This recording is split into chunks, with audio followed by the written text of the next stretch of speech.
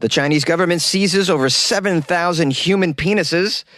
The Italian diocese apologizes after a bishop tells children Santa does not exist. And a porn actor offers a chess champion a night he'll never forget. These are the weird stories for Monday on Weird AF News, the only daily weird news podcast hosted by a comedian. I'm your host, Jonesy. Thanks for joining me. I hope you had a lovely weekend. Let's get your Monday off. Maybe it's your Tuesday, like on a good foot here. All right, I'm floundering here. Yay! In a shocking story, Chinese authorities seize more than 7,000 human penises. A total of 7,221 penises of African origin have been seized by the Chinese customs officers in what has now been tagged as the world's biggest seizure of not only human penises, but human organs in history. Why am I doing this accent? I have no idea. I thought it'd be funny. It's not. These penises were hidden in a refrigerated freight container. And they were seized when the ship harbored in the Shanghai port following information from an anonymous informer who alerted the Chinese authorities about these illegal African penises. Over 7,000 African penises. What were they doing with all these penises? I want to know. They were studying them. They're like, our penises are below average in length, typically, because we are Chinese. And we want to study... what are the largest penises in the world? Where do they come from? Let's study those. And so, thousands of African penises, big, fat African penises being smuggled into Shanghai. Maybe they were going to do penis implants. They're like, we need some implants. Where do we get? We want the best that the world has to offer. Where can we get? Just picture a Chinese man with a black penis attached to him. Oh, man, this is a ridiculous place to take the story. I'm really sorry. It's very immature of me, but, man, they're all African. I mean, well, come on. What were you thinking? Now, the penises were packed in 36 boxes totaled on this ship, and they were labeled as plantains, which is also funny, I think, to label them plantains.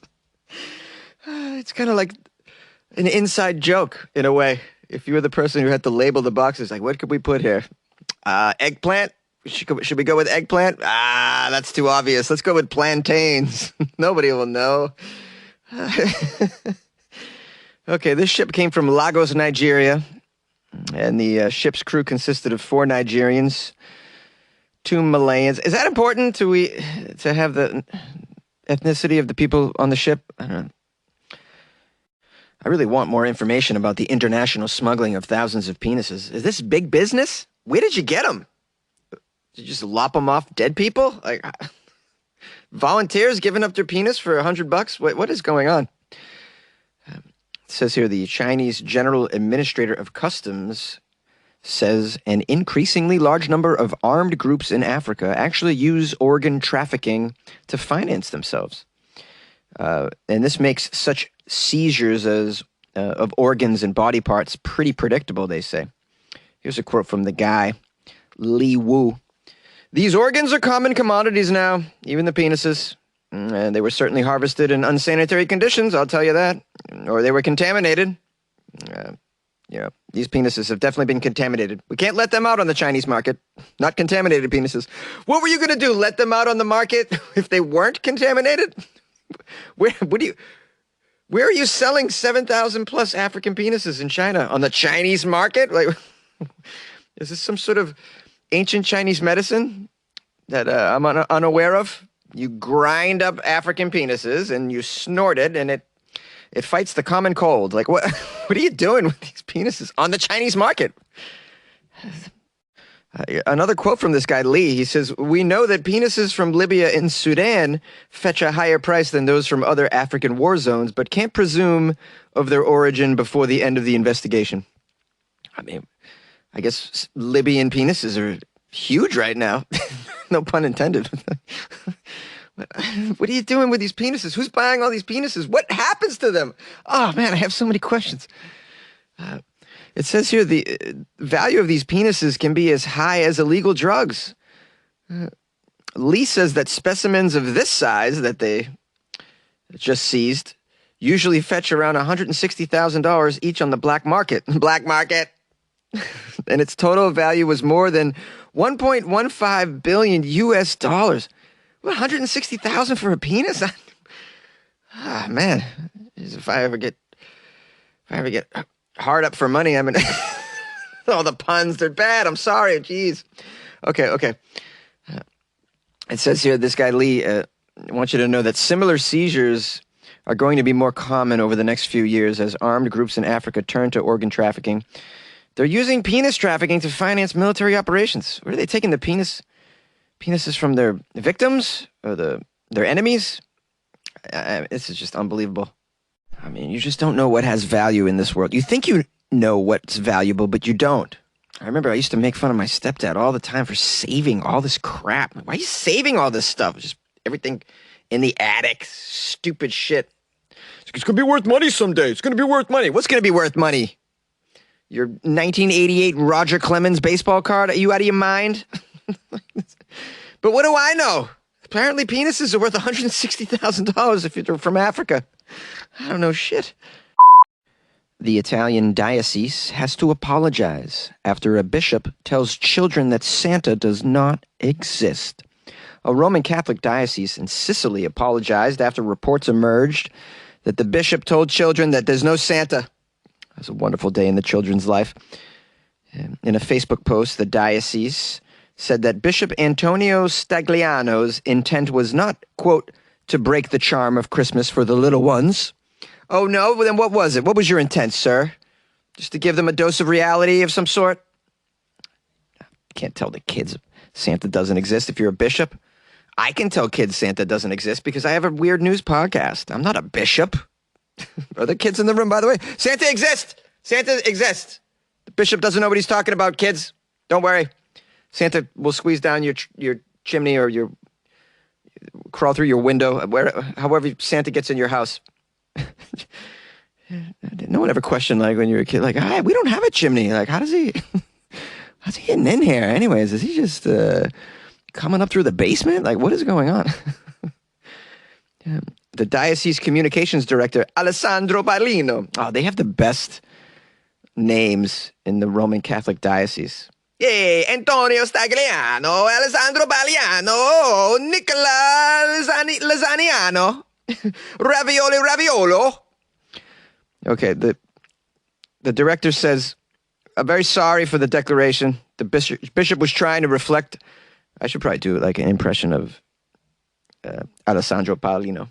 And very sorry for the declaration that the bishop was trying to reflect on the greater meaning of a Christmas. Is that bad?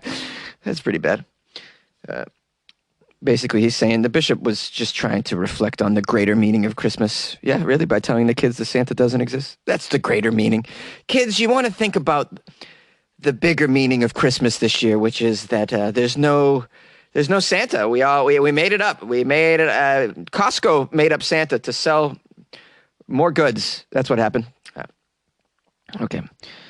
It says here that the bishop was trying to speak about the historical figure of Saint Nicholas, who dispensed gifts to the poorest back then. Yeah, it's a real person, Saint Nick, correct? I don't know, but then I've also read that Saint Nick is based off this like mushroom shaman from like Greenland or something. So, yeah, Google that. The mushroom Santa. It's a thing. The Italian media quoted Stagliano as saying during a recent religious festival that Santa doesn't exist and that his red costume was created by the Coca-Cola company for publicity. Come on, that's not true. It's not created by Coca-Cola. It goes long before Coca-Cola. First of all, if you search this mushroom Santa that I'm talking about, this Santa was pushing the mushroom that has the red cap with the white dots. I believe it's called the fly agaric mushroom. And so they postulate that the red has been going back for thousands of years because it's the color of the mushroom. If you believe that Santa was a mushroom shaman, I don't know if you believe that, but some people believe Santa was a mushroom shaman. I don't know. People believe weirder things than that, man. We got more quotes from Paolino. Well, we certainly must not demolish the imagination of the children, but instead draw good examples from it that are positive for life and positive for Christmas. Hey, I like a Christmas. Hey. He said that from the figure of Santa Claus, people should draw a lesson. Oh, what's the lesson? Do tell us. The lesson is about giving and sharing and not consumerism. Oh, very good lesson. I like that. Of course, we're very caught up in consumerism, and it's really attached to these holidays. In fact, some holidays are just invented for consumerism's stake only, I believe. Like, there's probably like a National Beef Jerky Day. That's obviously made up for consumerism. There's a bunch of those like that. Oh, it's Cupcake Day. Oh, it's International Dog Toy Day.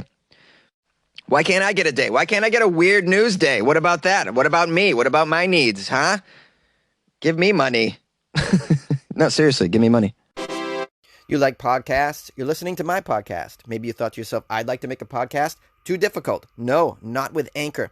Anchor has free creation tools that allow you to record and edit your podcast from your phone or your computer. Anchor distributes your podcast to Apple, Spotify, Stitcher, and more. They have advertising integration, so you can even make a little money off your podcast. Everything you need to make a podcast in one place. Download the free Anchor app or go to anchor.fm to get started. And good luck with your podcast. Good luck with your creation. Good luck with your life, man. A porn actress offers a pro chess player a night with her if he wins the championship. The Russian pornographic actress, she works under the name Mihanika69. I'm looking at her. Beautiful porn actress, but doesn't look familiar. She went to Instagram and she made an offer to the Russian grandmaster chess player named Ian Nepomniachtchi. I think I said that correctly. She made an offer. Now, the porn actress Mihanika69 is a native of Moscow, and she said that she loves chess very much. She's a chess groupie, it seems. She promised her compatriot to become his queen overnight in the event of a victory over his opponent, Norwegian Magnus Carlsen. That doesn't sound like a chess name. It sounds like one of those people that compete in the strongman contest. Magnus Carlsen. Doesn't sound like he lifts little tiny chess pieces. Sounds like he lifts tires. Magnus Carlsen from Norway. Well, yeah, this lady is really into chess. She did not specify exactly what she meant by the proposal. Yeah, you don't need to. I think we all get the hint. You're a porn actress. You're offering a night with yourself. I don't think you guys are going to be what? Eating beef jerky, playing chess, are you? I don't know. Maybe they're just going to go out for an ice cream. I don't know. Have a little, just a normal little date to the hookah bar or something. No, we know what's going on, lady. Man, chess players get groupies? This is ridiculous. Comedians don't even get groupies. I mean, at least I don't. No one, I don't do a show. I had a great show last night. No one talks to me after the show.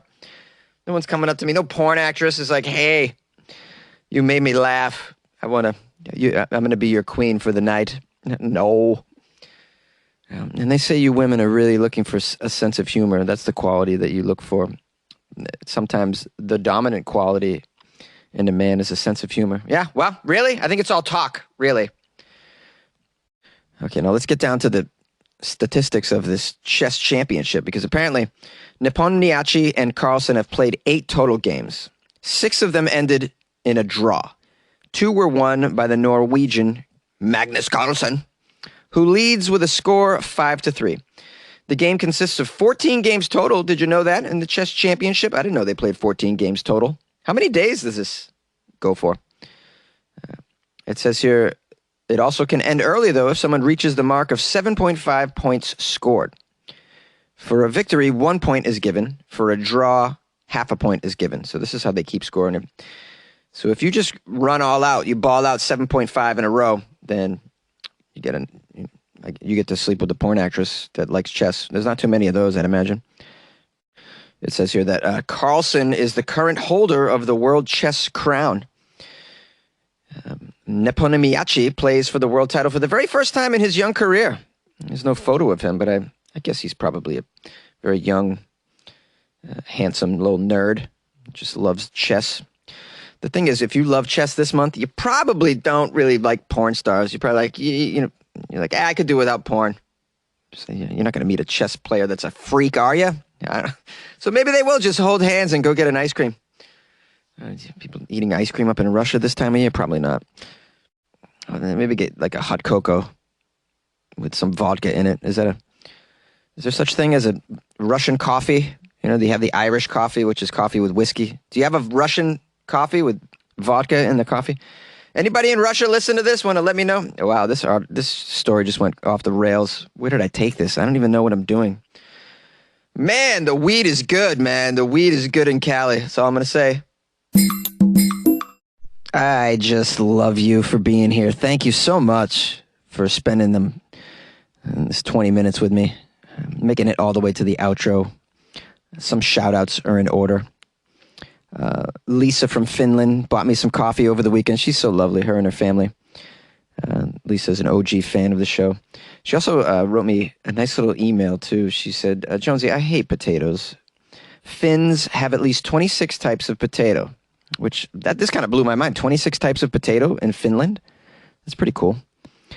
Although 26 types of potato, Lisa's very bored of them. She says, for some dumb reason, though I was craving an oven potato about a week ago, and then you did your podcast mentioning that you eat oven potatoes with butter and sour cream. I guess you got everybody hungry.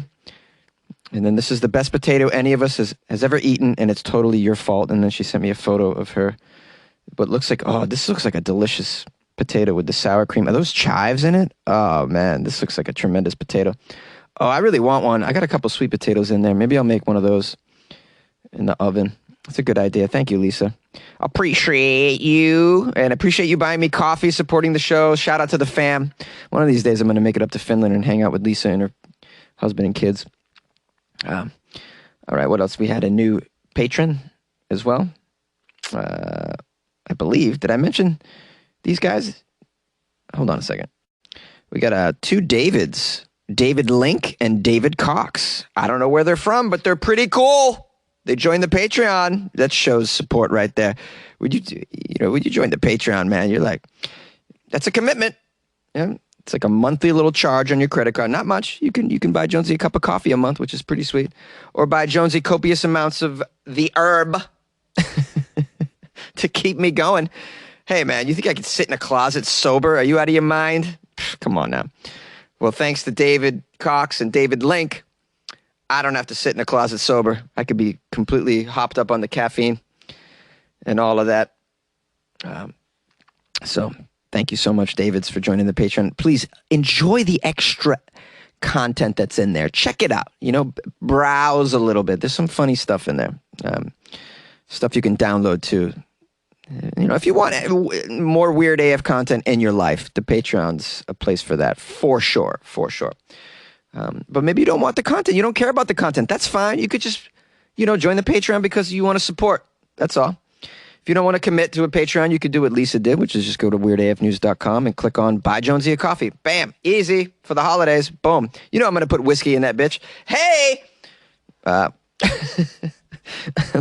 Oh man, I love around the holidays is a coffee with whiskey and Bailey's. Same. I don't know what you call that one. It's like a super Irish coffee or something. Oh, so good, man. That Bailey's is just tremendous flavor. I really, really love it. It's one of my favorite liqueurs. Is it a liqueur? Well, I feel fancy saying that. It's one of my favorite liqueurs is Bailey's. What's your favorite liqueur? Is this like what rich people talk about? Hey, excuse me. Hey, Crippy, come on over. Oh, you and Tyler, you're looking fab. Tell us, what is your favorite liqueur? We're trying to decide here what to drink on the yacht next week, and we need liqueur suggestions. I don't know why I made up that scene of rich people discussing liqueurs. I just thought it'd be fun. Yeah. I'm screwed up, man.